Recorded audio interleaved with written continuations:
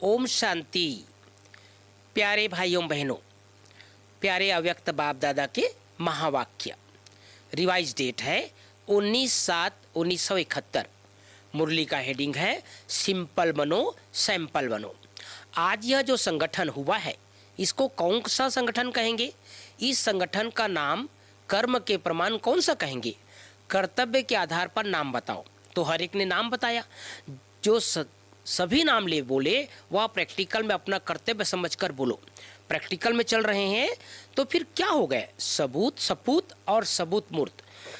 अगर प्रैक्टिस में है तो सबूत मूर्त नहीं कहेंगे, प्रैक्टिकल में है तो सबूत और सबूत मूर्त दोनों ही हैं। यह ग्रुप सिंपल और सैंपल है। सिंपल बनकर सैंपल दिखाने वाले। सिंपल कोई ड्रेस आदि में नहीं, लेकिन सभी बातों में सिंपल बन सैंपल बनने वाले। जैसे कोई भी सिंपल चीज़ अगर स्वच्छ होती है तो अपनी तरफ आकर्षित करती है। इस रीति से मनसा में भी जो संकल्प है, संबंध में, व्यवहार में भी और रहन सहन में भी, सभी में सिंपल और स्वच्छ रहने वाले सैंपल बन अपनी तरफ आकर्षित करते हैं। अगर संकल्प में व संबंध में सिंपल नहीं होंगे तो अल्टरनेट क्या होंगे? बाबा कहते हैं सिंपल अर्थात साधारणता। साधारणता में महानता हो। जैसे बाप साकार सृष्टि में सिंपल रहते हुए आप सभी के आगे सिंपल बने ना।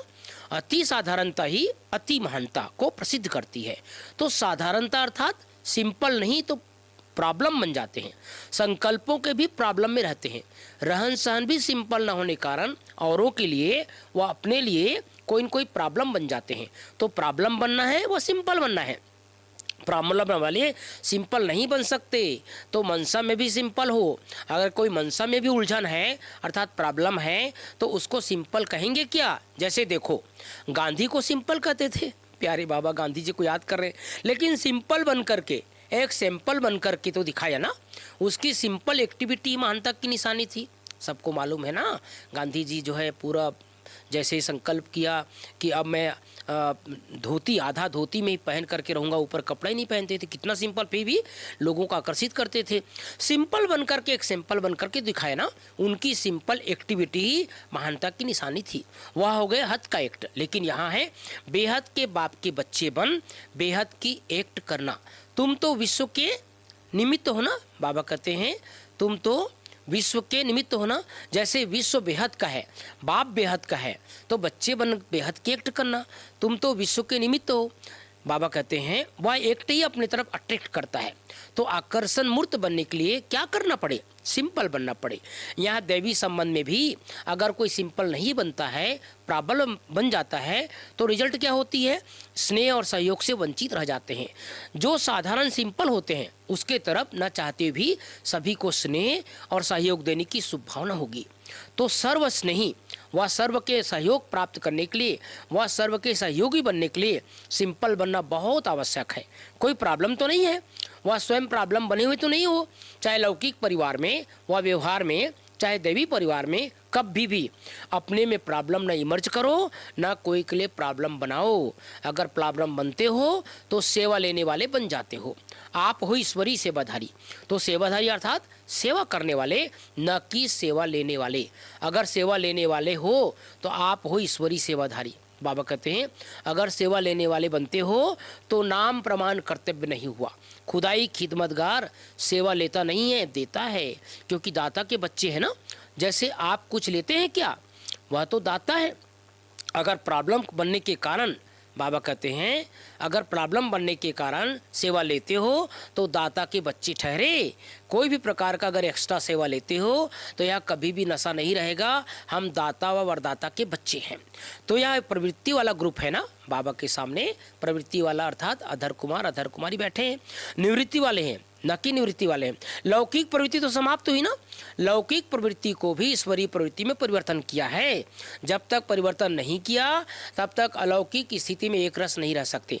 इसलिए कहा था अपना नाम, रूप, गुण और कर्तव्य सदैव याद कर फिर प्रवृत्ति में रहो, जिससे लौकिक प्रवृत्ति परिवर्तन हो। सदैव अपने को सेवाधारी समझने से रोब नहीं रहेगा। सेवाधारी सदैव नम्रचित निर्माण रहता है। अपने घर को भी घर नहीं लेकिन सेवा स्थान समझेगा। और सेवाधारी का मुख्य गुण है त्याग। अगर त्याग नहीं तो सेवा भी नहीं। त्याग से तपस्वी मूर्त बनते हो।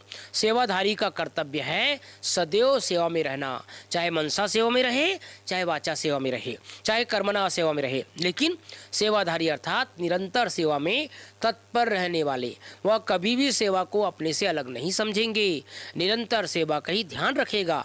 इसको कहा जाता है सेवाधारी। तो अपने को सेवाधारी समझो और सेवा स्थान समझकर रहो। त्याग वृत्ति वाले तपस्वी मूर्त होकर रहो। निरंतर सेवा की ही बुद्धि में लगन रहे तो लौकिक प्रवृत्ति बदलकर ईश्वरीय प्रवृत्ति नहीं हो जाएगी। तो यह ग्रुप नवीनता क्या दिखाएगा? जो कोई ग्रुप ना दिखाई हो, कोई न कोई नवीनता जरूर लानी है। खास भट्टी में आते हो तो अपने अंदर परिवर्तन भी खास होना चाहिए। वैसे तो चलते फिरते हो, लेकिन आप खास विशेषता लेकर लाकर अपना नाम विशेष आत्मा में जमा करा के जाना। बाप दादा के पास कितने प्रकार की लिस्ट मालूम है? आपका किस लिस्ट में नाम है या मालूम है? अपना नाम विशेष आत्माओं में कर सको, इसका प्रयत्न करो। विशेष आत्माएं तब बनते हैं जब कोई विशेष कर्तव्य करते वह विशेषता दिखाते हैं। तो विशेष आत्मा बनकर ही जाना। बाबा विशेष इशारा दे रहे हैं हम सबको, अब विशेष आत्मा बनकर ही जाना है। मरजीवा बने हुए हो, वह बनने के लिए आए हो। मरजीवा बनकर ही ब्रह्मा कुमार बने, वह अभी बनेंगे। अब मर करके जन्म लिया तब तो ब्रह्मा कुमार कहलाए ना। बाबा हम सबको विशेष याद दिला रहे हैं कि बच्चे अब हमारा पुराना जन्म समाप्त हो गया, नया जन्म आ गया। तो क्या बन गए हम सभी? ब्रह्मा कुमार बन गए। ज्ञान में आने से पहले ब्रह्मा कुमार नहीं थे। मरकर नया जन्म लेना इसको कहते हैं मरजीवा। नहीं तो जन्म लेने से पहले ब्रह्मा कुमार कैसे बने? बच्चे तो हो, अधिकारी हो, बाकी है सपूत बन सबूत देना। बाकी ब्रह्मा कुमार है तो मरजीवा बन ही गए। मरजीवा बने हो या स्मृति में रहने से फिर यह शरीर भी आपका नहीं रहा। यह शरीर बाप ने ईश्वरीय सेवा के लिए दिया है। आप तो मर चुके हो ना, लेकिन यह पुराना शरीर सिर्फ ईश्वरीय सर्विस के लिए मिला हुआ है। ऐसे समझकर चलने से ममता भी नहीं होती है, अपनापन भी नहीं होता है। तो यह शरीर भी एक अमानत समझो। फिर यह देह की ममता भी खत्म हो जाएगी। जैसे ट्रस्टी हो रहने से, अमानत समझने से ममता कम होती है ना, इसी रीति यह शरीर भी ईश्वरीय सर्विस के लिए अमानत के रूप में मिला हुआ है। बाबा कितनी अच्छी बात हम सबको सुना रहे हैं। ये शरीर हमारा नहीं है, बल्कि किस लिए मिला है? सेवा के लिए मिला है। तो अमानत में अपनापन नहीं होता है, ममता भी नहीं होती है। तो यह शरीर भी अमानत समझो। यह देह फिर भी देह की ममता खत्म हो जाएगी। जैसे ट्रस्टी रहने से, अमानत समझने से ममता कम होती है, इसी रीति यह शरीर भी ईश्वरीय सर्विस के लिए अमानत के रूप में मिला है। जिसकी अमानत है उसकी स्मृति अमानत को देखकर तो आती है ना। अमानत रखी हुई चीज़ को देख ले देने वाले ही की याद आती है। यह तो अमानत रूहानी बाप ने दी है, रूहानी बाप की याद रहेगी। अमानत समझने से रूहानियत रहेगी और रूहानियत से सदैव बुद्धि में राहत रहेगी, थकावट नहीं होगी। अमानत में ख़यानत करने से रूहानियत भी बदली उलझन आ जाती है, राहत के बजाय घबराहट आ जाती है। इसलिए शरीर में है ही सिर्फ ईश्वरीय सर्विस के लिए। अमानत समझने से ऑटोमेटिकली रूहानियत की स्थिति होगी। यह सहज उपाय है ना। अब निरंतर सहज योगी बन सकेंगे ना। निरंतर रूहानियत की अवस्था में स्थित रहो, यह नवीनता दिखाना है। आप लोगों को देखकर सभी अनुभव करें, या तो सैंपल बन करके आए हैं। औरों को भी याद की यात्रा सहज बनाने के लिए सैंपल बन करके जाना। यह ग्रुप सैंपल बन करके जाएगा ना। अगर एक एक स्थान पर एक सैंपल जाएगा तो सिंपल बात हो जाएगी। अपना नाम क्या याद रखेंगे? सेवाधारी। सेवाधारी तो हो ही, लेकिन सेवा ऐसा करो जो प्रत्यक्ष फल की प्राप्ति करा सको। तो स्लोगन का याद रखेंगे? अपनी रूहानियत की स्थिति प्रत्यक्ष कर हर आत्मा को प्रत्यक्ष फल दे सकेंगे।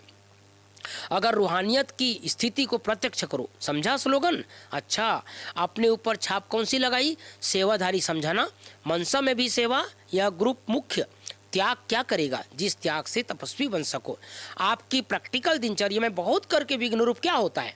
एक शब्द हम इसको कहेंगे रोब। इसलिए रूहानी रोहाब नहीं आता है। प्रवृत्ति में जो रोब दिख रखते हो, मैं रचयिता हूँ, वह व्यवहार का भी जो रोब रहता है, संबंध में मुख्य विघ्न रोप आता है, इसका त्याग करना है। सेवाधारी रोब नहीं दिखाते, इसलिए रोब का त्याग करना, यह है मुख्य त्याग। हिम्मत तो है ना त्याग की। जो भी वायदे करते हैं, एक एक वायदे पर अविनाशी की छाप लगाओ। अविनाशी छाप न लगाने के कारण वायदे अल्पकाल के लिए हो जाते हैं। कईयों के रिजल्ट में यह दिखाई देता है यहाँ वायदे करके जाते हैं, फिर वायदे बदलकर विलाप करने लग पड़ते हैं। वाह, कितना सुंदर शब्द, वायदे और विलाप।